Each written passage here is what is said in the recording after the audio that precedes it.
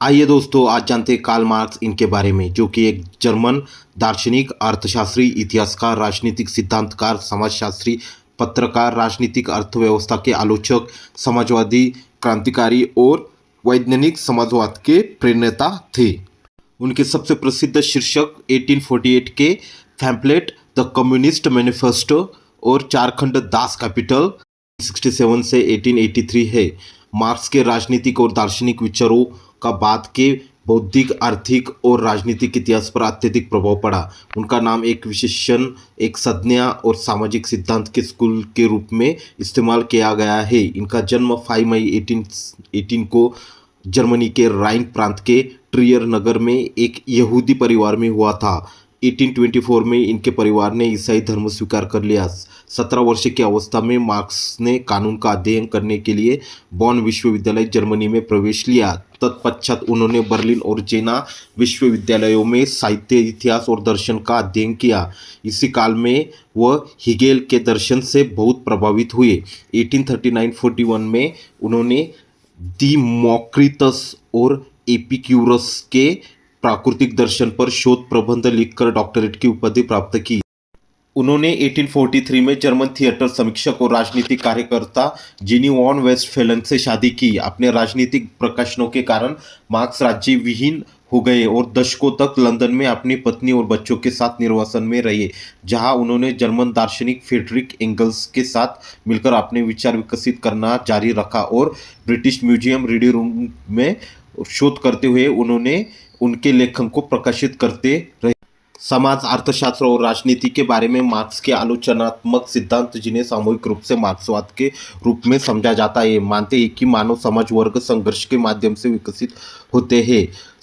उत्पादन के पूंजीवादी मोड में यह शासक वर्गों, पूंजीपति वर्ग, बोर्जियोसी या बुर्जुआ के रूप में जाना जाते हैं, जो उत्पादन के साधनों को नियंत्रित करता है, और श्रमिक वर्ग को सर्वहारा वर्ग, प्रोलेटारिएट के रूप में जाना जाता है, जो अपनी मजदूरी के वापसी के श्रम शक्ति को बेचकर इन साधनों का सक्षम बनाता है, के बीच संघर्ष में प्रकट होता है। ऐतिहासिक भौतिकवाद के रूप में जाना जाने वाला एक महत्वपूर्ण दृष्टिकोण का उपयोग कर मार्क्स ने भविष्यवाणी की थी कि पूंजीवाद में पिछली सामाजिक आर्थिक प्रणालियों की तरह आंतरिक तनाव पैदा किए हैं, और ये तनाव इसके आत्मविनाश और उत्पादन के समाजवादी मोड के रूप में जाने जाने वाली एक नई प्रणाली द्वारा प्रतिस्थापन की ओर ले गए।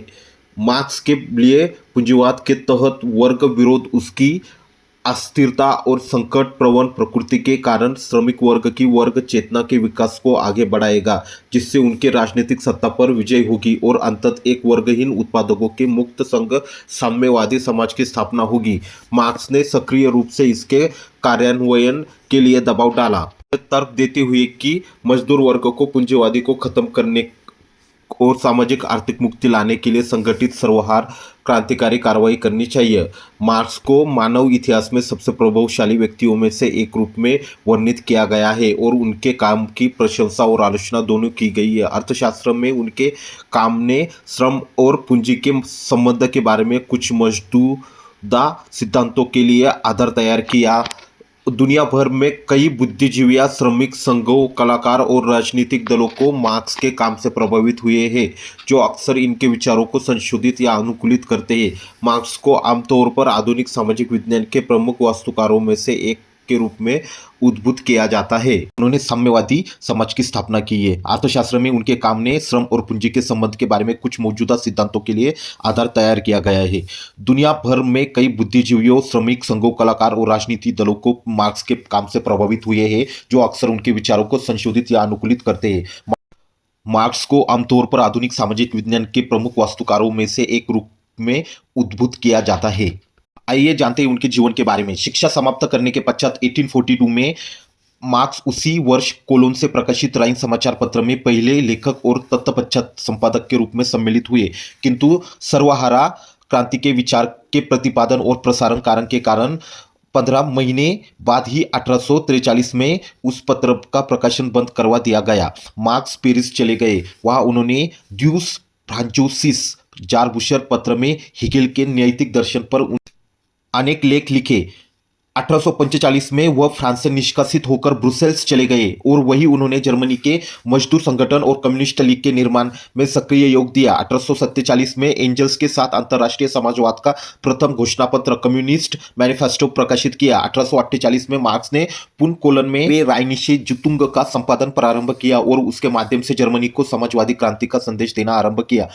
1849 में इसी अपराध में वह प्रशा से निष्कासित हुए। वह पेरिस होते हुए लंदन चले गए और जीवन पर्यंत वही रहे। लंदन में सबसे पहले उन्होंने कम्युनिस्ट लीग की स्थापना का प्रयास किया, किंतु उसमें फूट पड़ गई। अंत में मार्क्स को उस भंग कर देना पड़ा। उसका नेवे राइनिश जुतुंग भी केवल 6 अंकों में निकाल कर बंद हो गया। 1859 में मार्क्स ने अपने अर्थशास्त्रीय अध्ययन के निष्कर्ष जूर क्रिटिक दर पॉलिटिशियन इकोनॉमी नामक पुस्तक में प्रकाशित किए। यह पुस्तक मार्क्स की उस बृहत्तर योजना का एक भाग थी जो उन्होंने संपूर्ण राजनीतिक अर्थशास्त्र पर लिखने के लिए बनाई थी, किंतु कुछ ही दिनों में उनको लगा कि उपलब्ध सामग्री उसकी योजना में पूर्ण रूपेण सहायक नहीं हो सकती। अतः उन्होंने अपनी योजना में परिवर्तन करके नए सिरे से लिखना आरंभ किया और उसका प्रथम भाग 1867 में Das Kapital the capital Hindi में पूंजी निरीक्षक से प्रकृति प्रकाशन मॉस्को से 4 भागों में प्रकाशित किया गया। द कैपिटल के शेष भाग मार्क्स की मृत्यु के बाद एंजल्स ने संपादित करके प्रकाशित किए। वर्ग संघर्ष का सिद्धांत मार्क्स के वैज्ञानिक समाजवाद का मेरुदंड है। इसका विस्तार करते हुए उन्होंने इतिहास की भौतिकवादी व्याख्या और बेशी मूल्य सरप्लस वैल्यू के सिद्धांत की स्थापना की। मार्क्स के सारे आर्थिक और राजनीतिक निष्कर्ष इन्हीं स्थापनाओं पर आधारित है। 1864 में लंदन में अंतर्राष्ट्रीय मजदूर संघ की स्थापना में मार्क्स ने बहुत महत्वपूर्ण भूमिका निभाई है। संघ की सभी घोषणाएं, नीति और कार्यक्रम मार्क्स द्वारा ही तैयार किए जाते थे। कोई 1 वर्ष तक संघ का कार्य सुचारू रूप से चलता रहा, किंतु बाकुनिन के अराजकतावादी आंदोलन, फ्रांसीसी जर्मन युद्ध और पेरिस कम्यून के चलते अंतर्राष्ट्रीय मजदूर संघ भंग हो गया, किंतु उनकी प्रवृत्ति और चेतना अनेक देशों में समाजवादी और श्रमिक पार्टियों के अस्तित्व के कारण कायम रही। अंतर्राष्ट्रीय मजदूर संघ भंग हो जाने पर मार्क्स ने पुनः लेखनी उठाई, किंतु निरंतर अस्वस्थता के कारण उनके शोध कार्य में उनके बाधाएं आई। मार्च 14 1883 को मार्क्स के तूफानी जीवन की कहानी समाप्त हो गई। मार्क्स का प्राय सारा जीवन भयानक आर्थिक संकटों के बीच व्यतीत हुआ।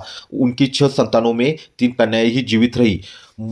मजदूरों की तहरीक में एक नए तूफान की पेशबीनी करते हुए मार्क्स ने कोशिश की कि अपनी अर्थशास्त्रीय रचना करने की गति तेज कर दे। 18 माह की इंतजार के बाद जब उसने अपने अर्थशास्त्रीय अध्ययन का फिर से आगाज किया तो उसने इस रचना को आज नए सिरे से तरतीब देने का फैसला किया और उसको 1859 में प्रकाशित the critic of political economy में हिस्से के रूप में ना छापा जाए, बल्कि ये एक अलग किताब हो। 1867 में उसे दास कैपिटल नाम से जर्मन भाषा में प्रकाशित किया गया। अमेरिकी खाना जंगी की वजह से मार्क्स अपनी आमदनी का बड़ा जरिया खो चुका था। अब वह न्यूयॉर्क के रोजनामा द ट्रिब्यून के लिए नहीं लिख सकता था।